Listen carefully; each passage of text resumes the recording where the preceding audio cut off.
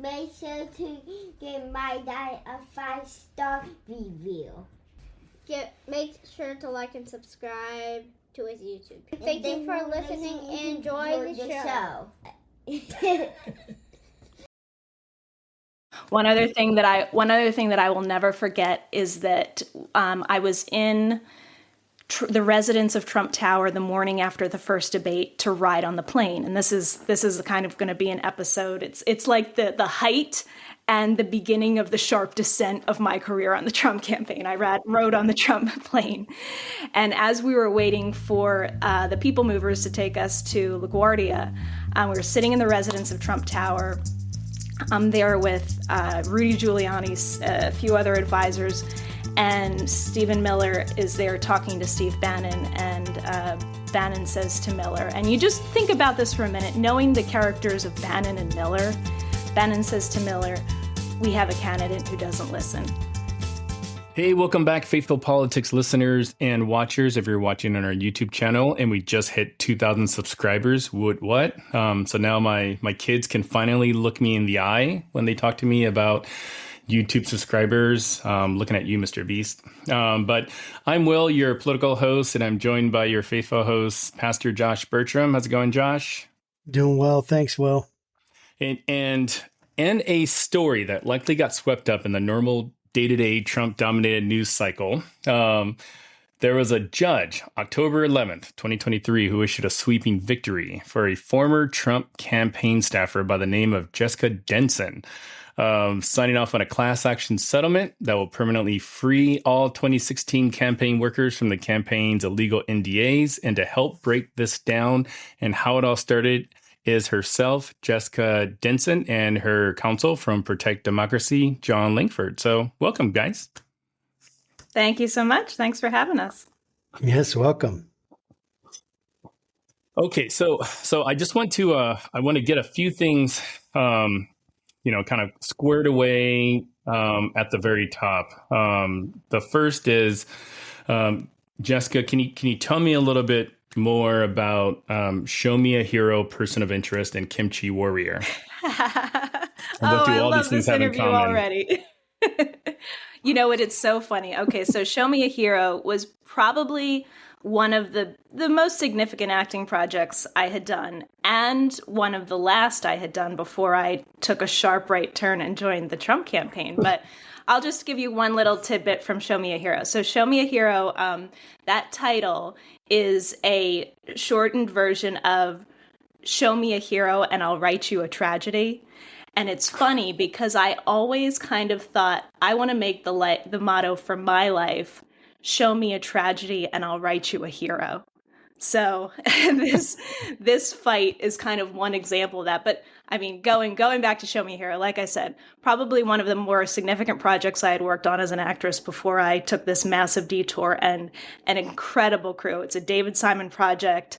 Oscar Isaac, one of my favorite actors. I played his sister-in-law. An incredible experience. Tiny role, but incredible experience. That's awesome. Yeah, politics. It's interesting because, like, with all of our guests, I mean, like we do a fair amount of research on each of our guests, and yours is a little unique because I think you may be the first person with an IMDb page. So I saw that and I was like, oh, that's interesting. I'm like looking up what all these movies were, because I'm like, oh, I'm going to interview somebody famous, like for a different reason, We did have a guy that the director of he was on IMDb. I think that was. Oh yeah, that's right. Yeah. The Jerry Falwell. Yeah, that's right. Billy Corbin. Corbin. Yeah. Okay, so for real, serious now. So Jessica, so you used to work for the Trump campaign. So talk to us about that evolution. Like, what got you from your Oscar-winning performances to, down the road to work for the Trump campaign? Well, thank you for that future accolade. As I have discussed many, many times before, I lived in a vortex of right-wing propaganda, otherwise known as Fox News. There's a lot more today, I think, that constitutes that echo chamber, but for me, it was really Fox. And I came from a family that we identified as Republicans, although I would say we were always moderates. And over the course of the Obama administration, I went from having been a fan of Obama and supporting him in the primary in 2008 to thinking that Obama was trying to set our country on fire, and anybody aligned with him was trying to do the same.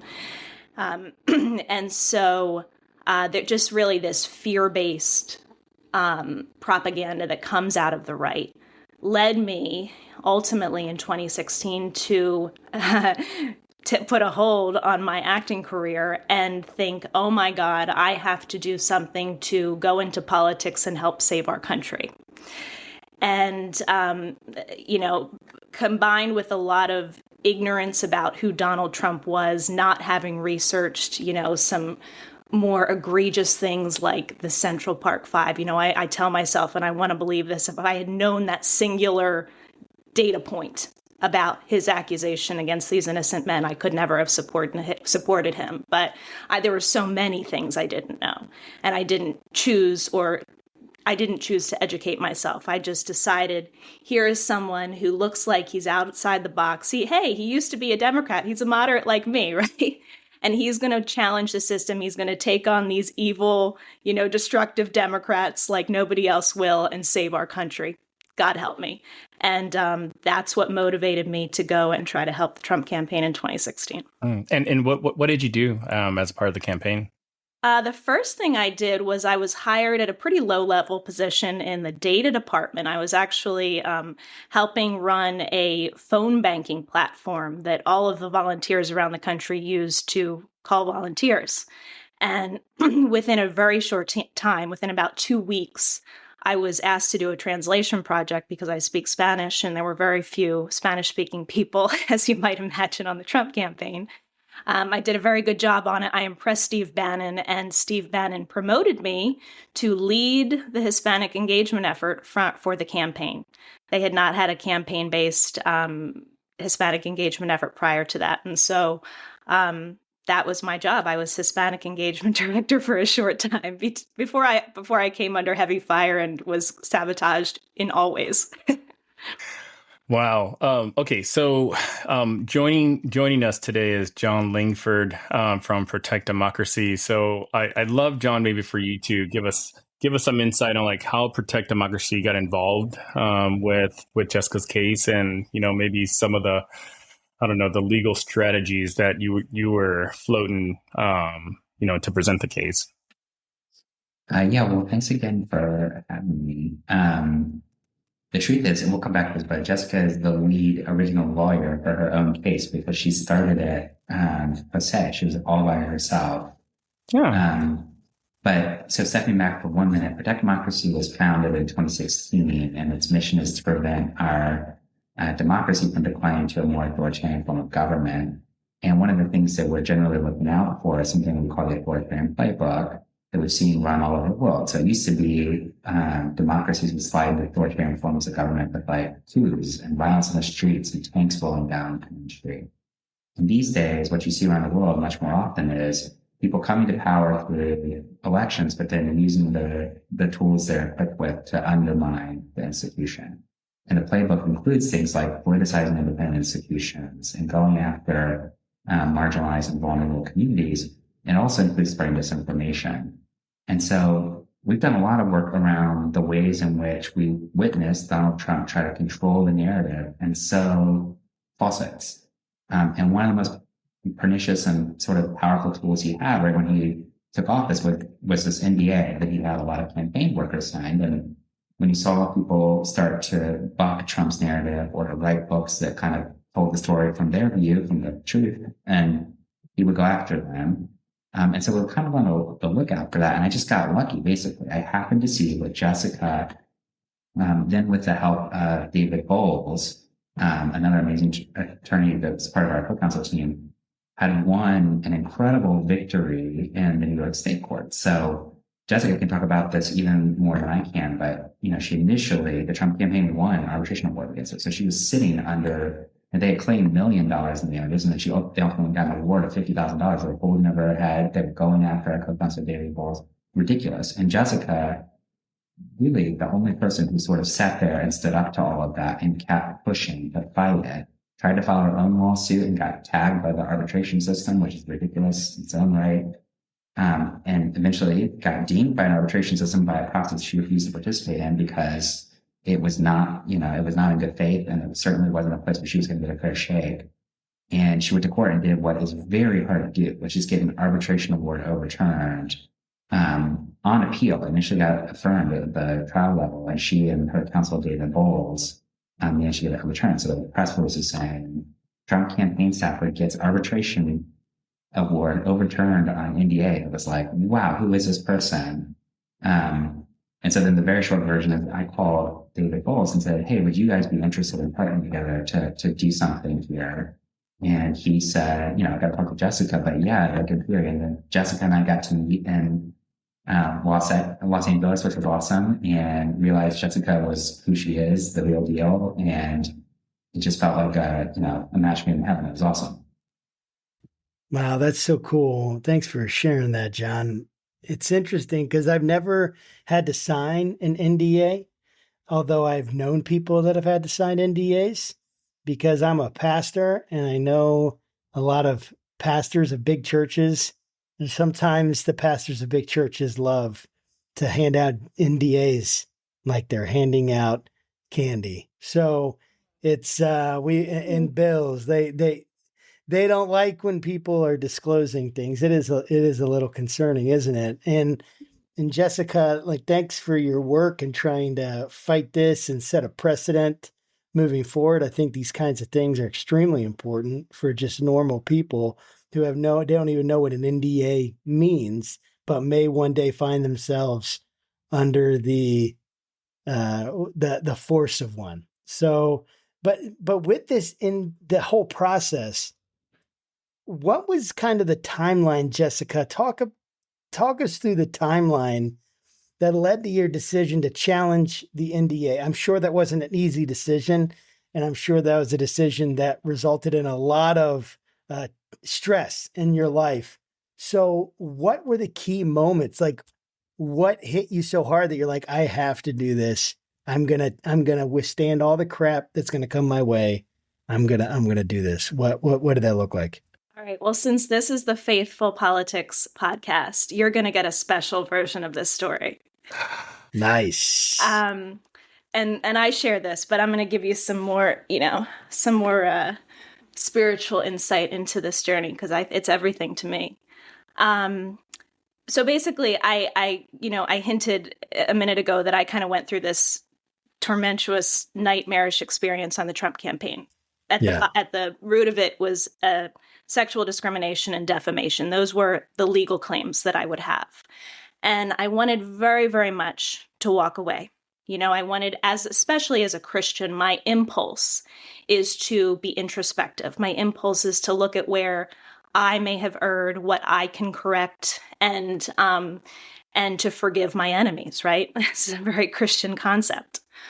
And so I lived with this for about a year, wanting to move forward, feeling like I just felt like I was under such a dark cloud. I really joined that campaign with the spirit of bringing diverse supporters out from the shadows, bringing light to the campaign. And instead I walk away under this dark cloud. I am an actress, but it felt so weird. Like I had been, riding on a plane with the future president of the United States. It felt very weird to just walk away from this experience and just go on auditions again. Something wasn't jiving. There had to be an answer for this. And so I lived with this kind of quandary and darkness for about a year. And ultimately came to the point where through a lot of prayer, a lot of self-reflection, I thought, okay, I've made peace. I'm going to walk away from this. I'm not going to make these same mistakes again. I'm going to stand up for my own value. I'm not going to put myself in toxic places like this to begin with. And I satisfied myself that was okay. And I got to the point about within days of my statute of limitation expiring for certain claims, that I had an existential crisis, and I realized this decision was not okay. And there's a concept in the Bible about put up thy sword. And it's something that's always been very special to me. It's kind of, the concept behind it, as you, I'm sure, know, is to not fight, to let God do the work and to step back from the battle. But I read this article that I will never forget. It was everything to me. And it said, you cannot put up your sword if the sword has not first been drawn. And I realized in my experience that I had been resisting battles. I had been resisting handling situations that I was confronted with. And this was ultimately a detriment to my growth. It was the reason why I kept experiencing these situations, because I had had this false humility, this sense of, this false sense of, I can just forgive and walk away, that was really keeping me from handling these situations. And so that article was one of the last things I read before I ultimately had this kind of like Jacob wrestling with the angel kind of moment where I was like, do not let me go before you bless me. I'm not going to let you go. Yeah, totally. And the next day, I went and filed a lawsuit in New York Supreme Court, which is the trial level court, for sex discrimination and defamation against the Trump campaign without a lawyer. And in case your viewers still don't know what NDA means, it means non-disclosure agreement. And of course, I knew I had signed this NDA working on the campaign.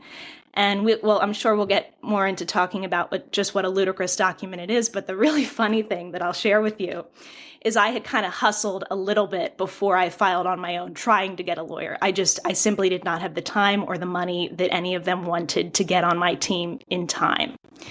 And one of the lawyers, I'll never forget, said to me, but you signed an NDA, didn't you? And I'm like, yeah. And she's like, well, I'm sure you're going to have problems because of that NDA. And I'll never forget. I sat in my car, literally outside of her law offices in New York City, pulled out my laptop, looked at the NDA, read it, and I'm like, no, I'm good. And I determined, and the funny thing is, like I said, we'll get to this NDA is so arbitrary that you have no idea what it covers. But my reading at the time was, no, this has nothing to do with my employment situation. I'm good.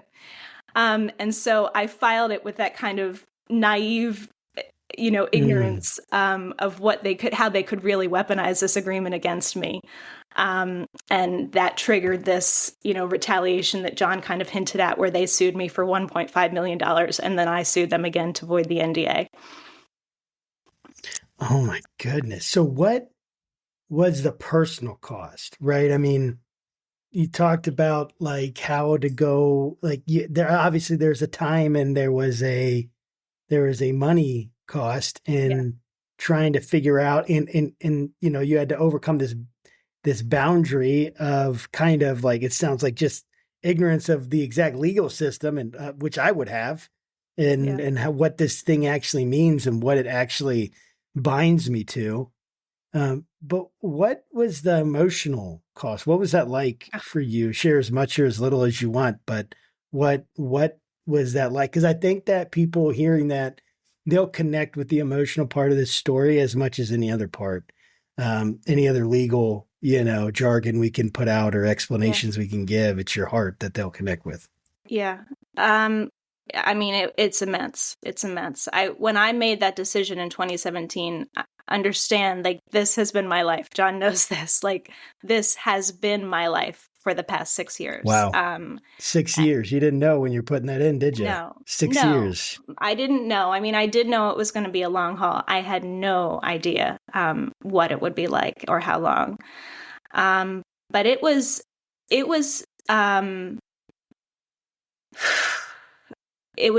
terrifying at moments. I mean, I want your viewers, and this is something that so many, especially Trump supporters, need to understand. And I say this again, I repeat this. He presents himself as a champion of freedom, as a champion of free speech, and as someone who will execute retribution, and this, of course, has been in the news recently, retribution on his enemies. His supporters need to understand I used to be one of them. I was one of the most faithful ones, okay? I was very loyal to him in ignorance at one point. He will turn on you when it is convenient for him. He will take away your rights. He will target your family, your finances, and your freedom. And what I experienced through the Trump administration was, I felt, and of course I always had to turn my mind to people in much worse situations than me whenever I would have these really daunting thoughts, but I felt like a version of a political prisoner in a third world country. Having his campaign come after me, at one point when they had this illegal $50,000 judgment against me, they tried to disgorge my bank accounts. They froze them. I basically could not work because they were threatening to disgorge any money that I made to be turned over to them. This is not something that I could ever conceive of, is working and then turning over my income for an illegal judgment. And so I wasn't able to work. It was a kind of oppression that you can't imagine in light of Donald Trump's presidency, which was a daily assault on our democracy in so many ways. It was extremely frightening. And like I said, my whole life, day to day, was consumed with all of the steps and the daily challenges of meeting the legal demands of this lawsuit. And it's overwhelming. It's incredibly overwhelming, and it's incredibly frightening at times. Yeah. It sounds really exhausting. Yeah. So I guess why did you have to get out of an NDA to kind of like move on with your life? I mean, I know, I mean, this is just based off of media reports or whatever, but people get out of NDA so they can write books and make movies or do whatever. So like, I guess what was sort of the limiting factor of the NDA that you were concerned about moving on with your life? Well, once I saw them weaponize it in that first instance, that was all I needed. That was the signal to me that they will do. It was like, being Mirandized. Anything you say can and will be used against you. That's kind of what this NDA was. And I realized, my God, literally anything I say, and there's a clause that maybe John can talk about in a minute, literally says Trump can, anything he deems confidential is confidential. I mean, it's totally arbitrary. So once I saw how they were willing to weaponize this thing, I knew it had to be done away with. And we didn't talk about the step by step, but when I took the first step of suing them to invalidate this NDA in 2018, that first pro se lawsuit, it was for me with the goal of what we ultimately accomplished, which was nullifying these NDAs for everybody, because I realized how he was using these to suppress speech, how he was using these to silence people, and using people like me as an example to chill speech and show anybody else, just try it, we'll do what we did to Jessica Denson. And so, yeah, for me, it was, we just got to take care of business here. Like, I can't live. I got past the point of worrying that it would keep my lawsuit in arbitration, which was one of the first battles I had to fight. I won an initial motion pro se to have my lawsuit not guided by the NDA, which was actually pretty huge in itself. So it wasn't for that. It wasn't at the moment to write a book. I didn't write a book for 6 years. I'm just now writing my book now. It was just to take care of business. It was a matter of principle. This thing was extremely dangerous, and we had to get rid of it. Wow, man, that's so inspiring. It's really cool to hear you talk about that, and just the kind of grit that you had to have, and the realization like, hey, this is beyond me, and other people are going to have to face this, and I want to do something. And it always, right, things can keep going until someone says something. And that's just the reality that we face in so much of life, in our businesses and our families and our, right? Things can go under the radar. They're ignored. Everyone just kind of pretends they're not there, a happy fiction, until it affects someone and someone has to stand up for it.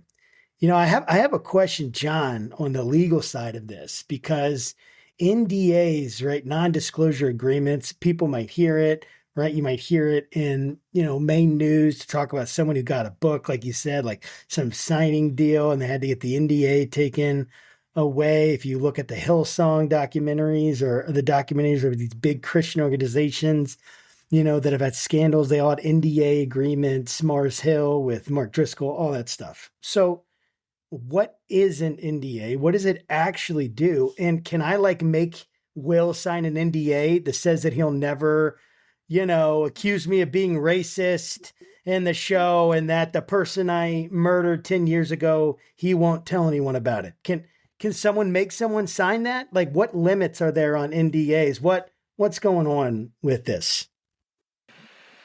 Will doesn't seem like the kind of person who would sign that. He's not. But it's a great question. I mean, what's interesting to me about this story is the way in which Donald Trump is actually, I don't know, for lack of a better word, an innovator in the NDA world. So you go back to the 50s, 60s, where these things come from is essentially a component of a non-compete agreement. So imagine you've got a bunch of workers and you have a secret recipe for your version of Coke.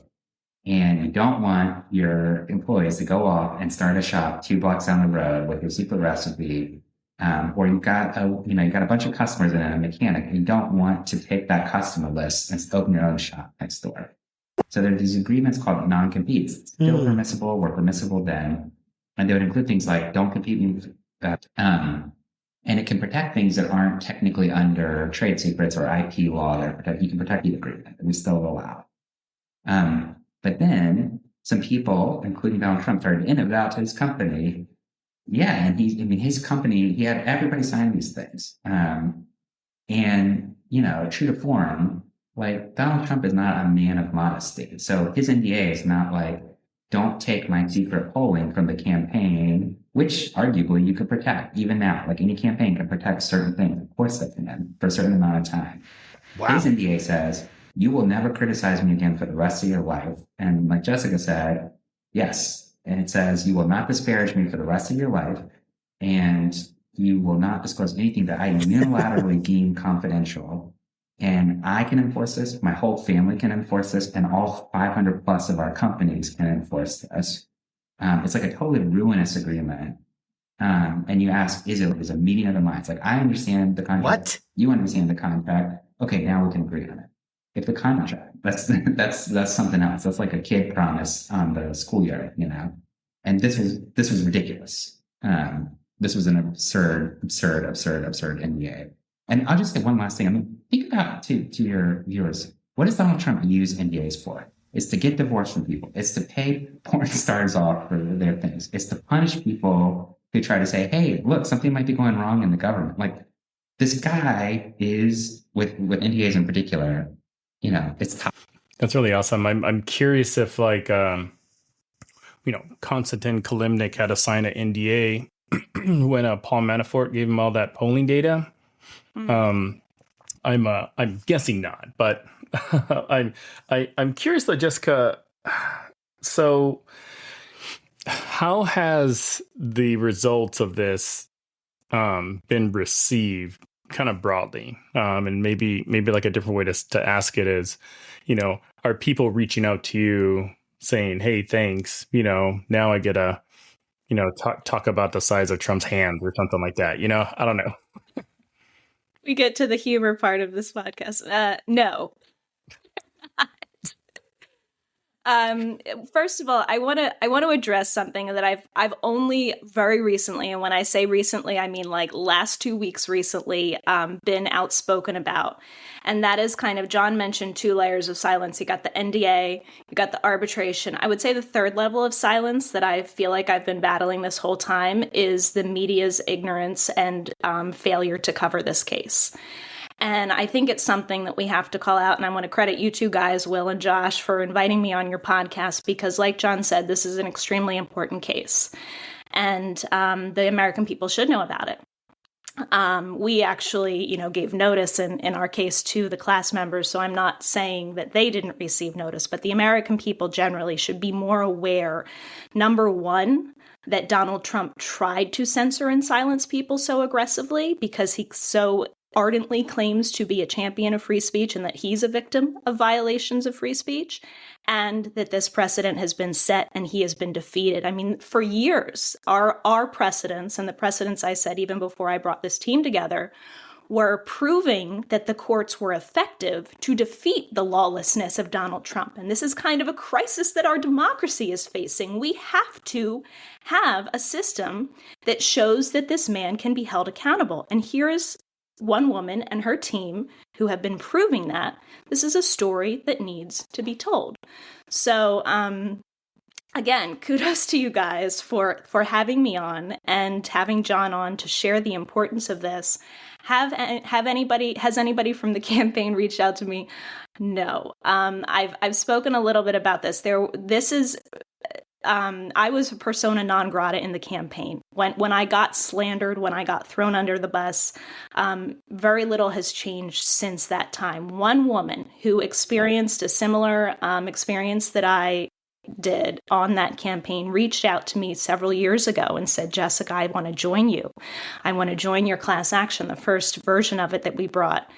And she got cold feet almost immediately. And to me, that's just a indication of the kind of fear that people live under when they're subjected to these NDAs.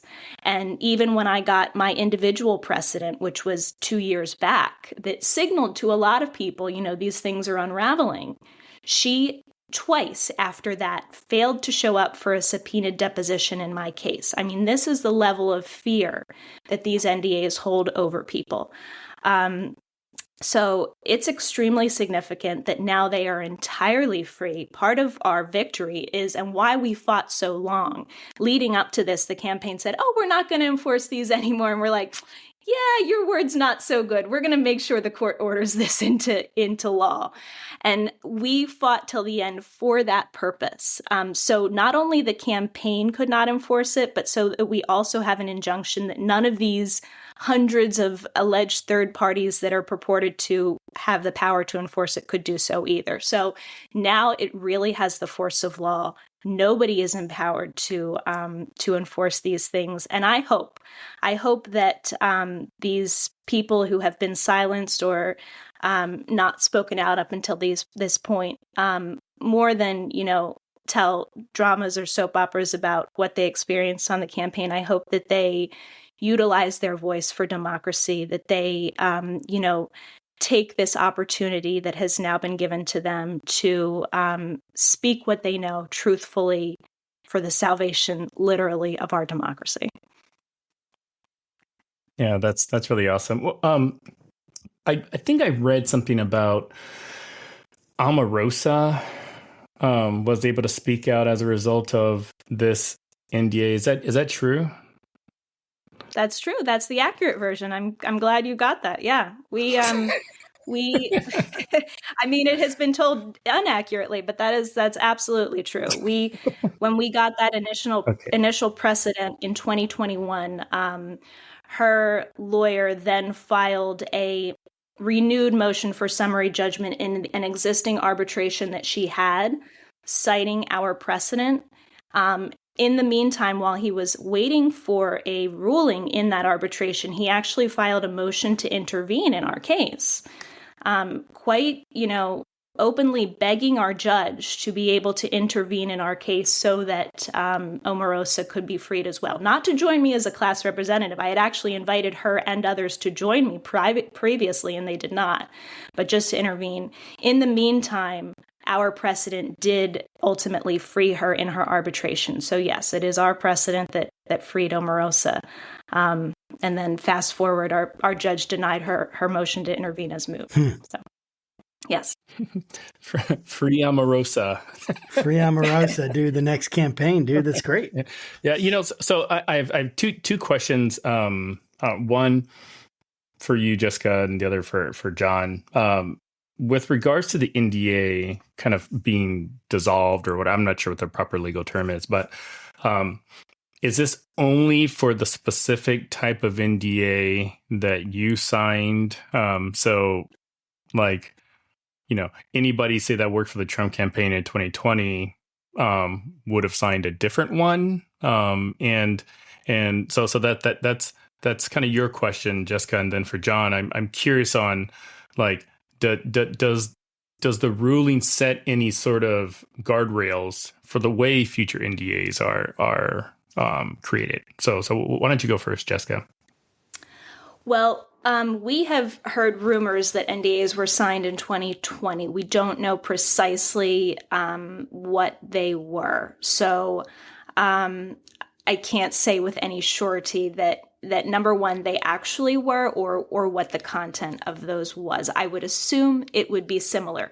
That said, they had been in this litigation with me for years and in these other cases. And maybe I'm not going to make any broad assumptions here, but maybe they were learning some lessons from their failures, their legal failures. But I don't know precisely. And I just wanted to add, John had mentioned that Cohen's language, what appeared in the lawsuit that Trump brought against Cohen, was very similar. His lawyers actually cited our precedent numerous times in their motion to dismiss, and then ultimately Trump dropped that lawsuit. I think this precedent is really having, it will have increasingly far-reaching effects. And the thing about NDAs that I just want to bring out is, they can be illegal all day long, and it won't matter. It won't matter because number one, people don't know, and they live under the assumption that these illegal documents are enforceable.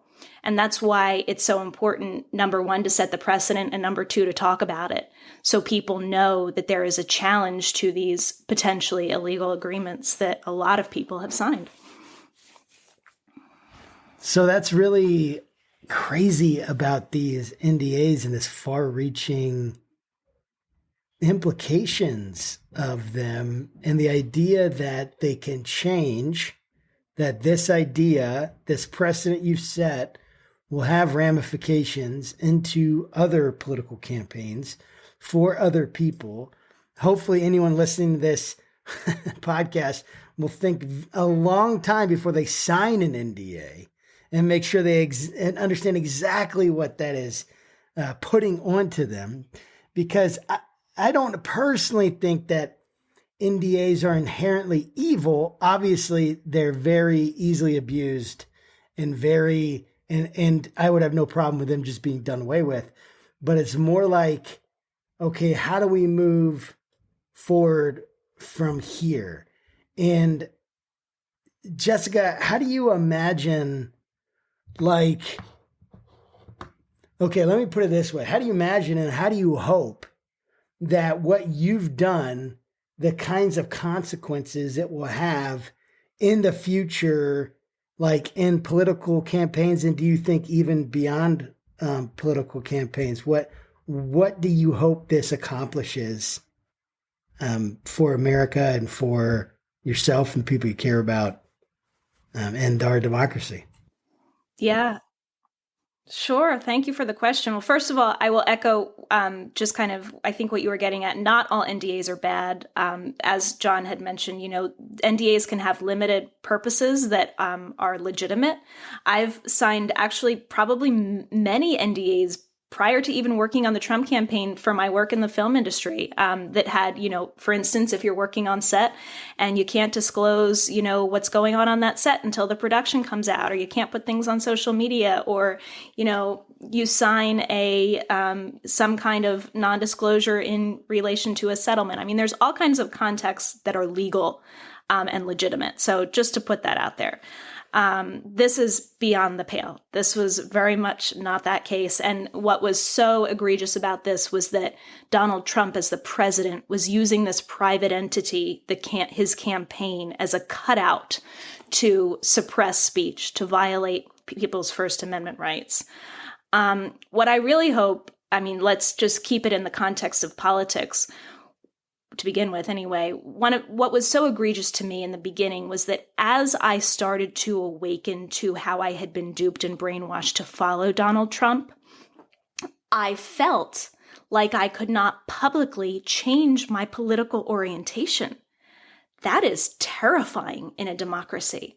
That is terrifying in the United States of America. And that is what Donald Trump's NDAs were doing. They were saying, if you one time were so inclined to support me, you will never be allowed to change your mind. That's some communist third world stuff we're dealing with. Very, very scary. So, to the extent that anyone, Trump or otherwise, has ideations to repeat this kind of, forced allegiance in the United States of America, be warned, it will not succeed. On a broader level, just as far as, witnessing corruption or illegality or injustice in workplaces, listen, it's NDA or no NDA almost. There are so many considerations that people are dealing with when they're in environments to speak out. And the NDA was certainly one of mine in the very moments, those really terrorizing moments I had in the campaign. I had this kind of self-imposed loyalty that I had. And then in the back of my mind, it was, and there's this NDA, which probably, you can't separate them. I almost separate them myself, but they're really not separable.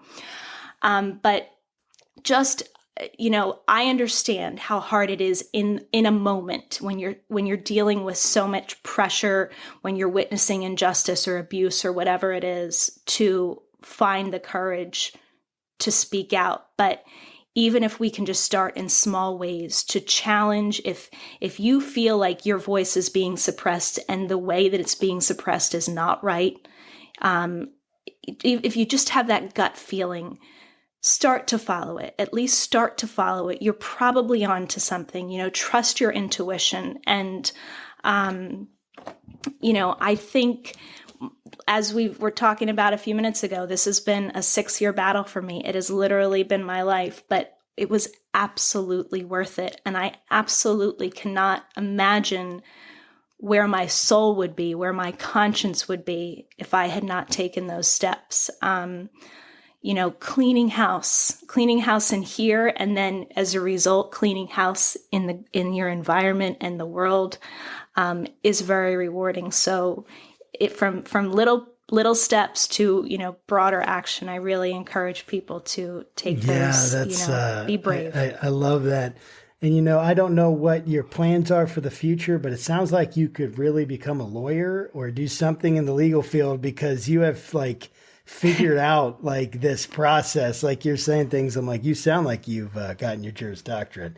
So you have had plenty of experience in this area. I see. It's cool. Maybe you can be like a TV lawyer.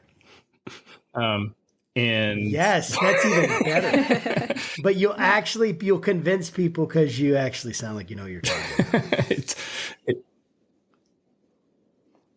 You guys are really giving me the platform today. You know what? That I would love, and this is all completely serious. I am a creative. I'm an artist, and that is what I love more than anything. I think storytelling is incredibly powerful. We learn lessons and we find out about the world from the arts in ways that we wouldn't from politics. A lot of people are disengaged, and I would love to reinsert myself into film and to tell stories, maybe legal stories, maybe human rights stories, maybe stories about democracy. That is very much maybe something a documentary I look forward to doing again. in concert with faithful politics. on the collection of NDAs. Yeah, it's so fun. Yeah, because so currently we're in the midst of working on a 5-part audio documentary about Christian nationalism, and the 4th episode, which we just finished producing this past weekend, is all about kind of the religious ties to Donald Trump and all the sort of different permutations and why people think he's like, King Cyrus and all this other kind of stuff. I mean, like when you do a podcast about faith and politics, this was already sort of set in stone. Like we were going to do this eventually, 4 years later. But but anyways, I was going to ask you, or state something and then ask you is what you said about NDAs and what John said about NDAs kind of makes perfect sense on why we can't get any people from the Trump campaign on this show. And it's not for lack of trying. I mean, it makes a lot of sense. I mean, like we try to market ourselves in such a way that, hey, if you want to come to a place, you're going to get a pretty diverse audience. I mean, Josh is a conservative, voted for Trump 2016, did in 2020.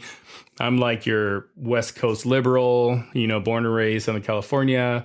So like you're not going to get 2 different people on the opposite political spectrums on one show anywhere that I know of anyway. So we've had on like, the president of the Heritage Foundation, and we had on the president of Center for American Progress, like that's how diverse our audience is. And like, we always try to reach out to the Trump people, and I get nothing, like nothing. And it makes like everything you said, just sort of, they're scared for their lives. Well, and you are triggering them. I want you to know that, Will, that you are triggering them 100%. Every time you send an email. I have that. And I just want that to lay on your I have that effect. Yeah, that's right. So trigger them again. I'm going to go through my Rolodex, and if people still use those, I'm going to go through and try to see, circle back and say, hey, that NDA you probably signed, you don't have to worry about it. But anyways, back to the serious question. So I have to ask. I feel like I wouldn't be doing my due diligence, and this would be one of my last questions. Is so you're free, chains are gone, you're Jessica Unchained. Is there anything that you can tell us about Trump that the general public doesn't know? Like, this is the thing that's going to get the clicks, right? Because like nobody cares about the sort of like details. And Trump gets clicks and the origin story. Just the reality. Like they want like, the dirty secret that, Trump eats fries with mayonnaise or something like that. Gosh, I have to now really quick. You're putting me on the spot to pick a story. To debut on the Faithful Politics podcast. I'll give you one story and tease for my book where I will tell many more that I haven't yet. But one of them is that I was preparing. One of the first jobs that I had when Steve Bannon promoted me was to prepare Trump for the Commander-in-Chief Forum, which was that event that he had with Matt Lauer on the Intrepid. Matt Lauer interviewed him and then Hillary Clinton separately. And we had to prep him on like foreign policy, veterans issues, military issues. And one of the military advisors that I had gotten quite close to, him and I were trying to, just in this work, trying to find ways to prepare Donald Trump effectively for this. And my coworker and I had literally printed out a binder, which is kind of ridiculous when you think about somebody like Donald Trump, that he's going to read through a binder. And the first time we did it, we didn't even put bullet points. And we were doing this actually for Stephen Miller. And Stephen Miller came back to us. He's like, there's no bullet points. And we're like, I know, we need bullet points. So we did it again with bullet points. And I'm talking to this one advisor, military advisor. And he's like, this guy's not going to read a binder even with bullet points. And I'm like, I got it. So I print out literally one page with like all highlighted, underlined, italics, bold, caps here, I tried to like make it very visually diverse. And I gave it to him. I said, just this. I said, please do one thing for me. Get this one page to Donald Trump. And he gave it to him and he said, that was perfect. He's like, that was what we needed. And one story he had told me, this is actually what I was thinking of when I started this, is he had told me that, you get all these these tags about Sleepy Joe and how, of course, Donald Trump is always attacking Joe Biden for his age and mental decline. It's kind of ironic. But I would hear stories all the time about how Donald Trump was falling asleep in his morning briefings. Like he would have in Trump Tower around this big conference table, and he would just be falling asleep. One of the other comments this advisor said to me is Trump is harder to pin down than a wet noodle.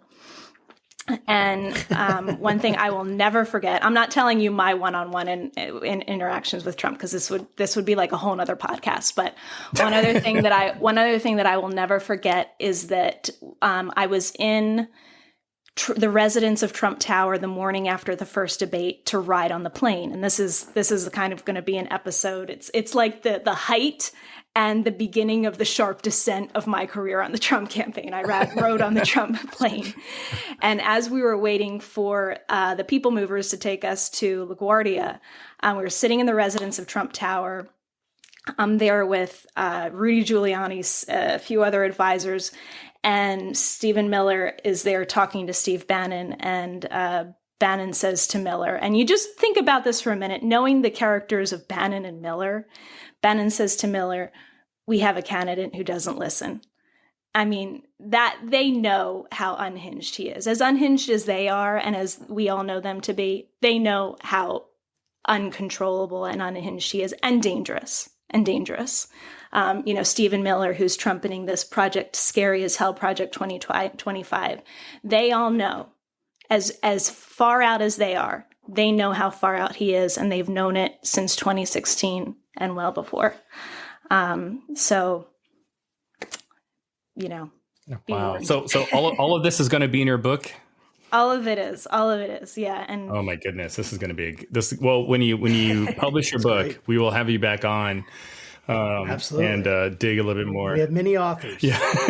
I'll dig into all the details. But well, thank you so much, Jessica and John.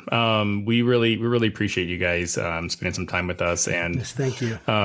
This has been really great. And just thank you for all your advocacy and just kind of what you've done for all kinds of people that you haven't even met yet. So well done. It's sort of like you're living the Christian mission by helping others with nothing, in return. So, thank you for that. But, anyways, oh wait, I was going to ask, how can people get a hold of you? Because I know that you've got some other stuff happening kind of in the background. So how can people stay on top of what you're doing? Yeah. If you go to thejessicadenson.com, it's basically a link tree. I have all of the links to the updates on our cases, how you can donate to support my existing legal battle, which is that Inception human rights lawsuit, and also my podcast, which is called Lights On. Lights On with Jessica Denson. We do it once a week live on Fridays on Midas Touch Network, and we also do interviews throughout the week with lawmakers, people like Lawrence Tribe talking about the 14th Amendment case, some really important stuff. So if you want to follow that, check out Lights On with Jessica Denson on YouTube or my website, thejessicadenson.com. Awesome. Well, thanks again, Jessica. And to our Faithful Politics listeners and watchers, thanks for spending some time with us, and we'll see you next week. Take care. Thank you.